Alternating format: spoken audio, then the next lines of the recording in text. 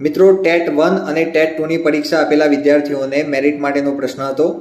તો 50% તમારું educational merit count થશે અને 50% તમારા ટેટના સ્કોરના આધારે તમારું જે મેરિટ થતું હશે એ બંને કમ્પાઇલ કરીને તમારું મેરિટ તૈયાર થશે.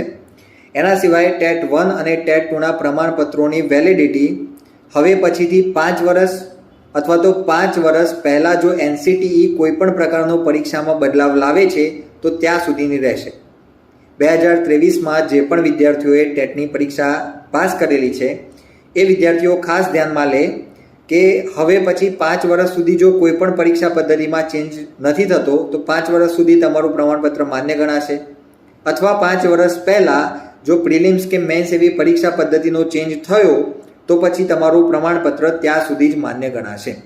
તો આ વસ્તુ ખાસ ધ્યાનમાં લઈશું અને મેરિટમાં 50-50% પદ્ધતિ રહેવાની છે. બરાબર?